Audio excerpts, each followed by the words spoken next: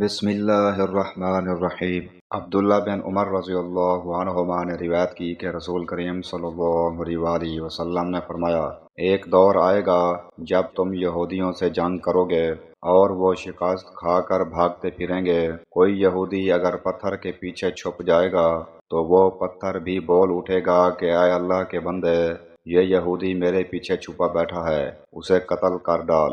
صحیح بخاری حدیث نمبر 2925۔ ابو ہریرہ رضی اللہ عنہ نے بیان کیا کہ رسول اللہ صلی اللہ علیہ وسلم نے فرمایا، قیامت اس وقت تک قائم نہیں ہوگی جب تک تم ترکوں سے جنگ نہ کر لو گے جن کی آنکھیں چھوٹی ہوں گی، چہرے سرخ ہوں گے، ناک موٹی پھیلی ہوئی ہوگی، ان کے چہرے ایسے ہوں گے جیسے تہ بند چمڑا لگی ہوئی ہوتی ہے، اور قیامت اس وقت تک قائم نہ ہوگی جب تک تم ایسی قوم سے جنگ نہ کر لو گے جن کے جوتے بال کے بنے ہوئے ہوں گے۔ صحیح بخاری حدیث نمبر 2928۔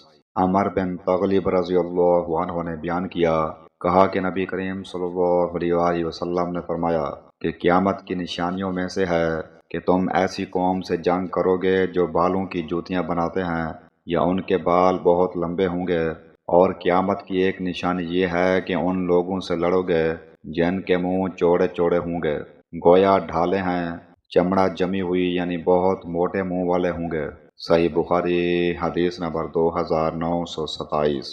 سہل بن سعد سعدی رضی اللہ عنہ سے روایت ہے، انہوں نے نبی کریم صلی اللہ علیہ وسلم سے سنا، آپ صلی اللہ علیہ وسلم نے خیبر کی لڑائی کے دن فرمایا تھا کہ اسلامی جھنڈا میں ایک ایسے شخص کے ہاتھ میں دوں گا جس کے ذریعے اللہ تعالیٰ فتح عنایت فرمائے گا۔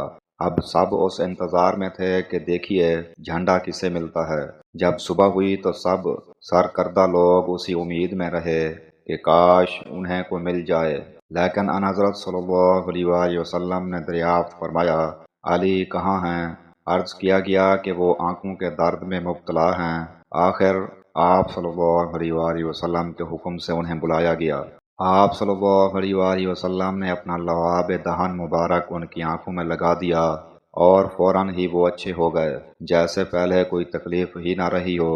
حضرت علی رضی اللہ عنہ نے کہا کہ ہم ان یہودیوں سے اس وقت تک جنگ کریں گے جب تک یہ ہمارے جیسے مسلمان نہ ہو جائیں، لیکن ان حضرت صلی اللہ علیہ وسلم نے فرمایا، ابھی ٹھہرو، پہلے ان کے میدان میں اتر کر انہیں تم اسلام کی دعوت دے لو اور ان کے لیے جو چیز ضروری ہے ان کی خبر کر دو، پھر وہ نہ مانیں تو لڑنا۔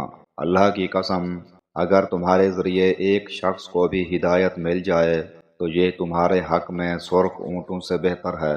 صحیح بخاری حدیث نمبر 2942۔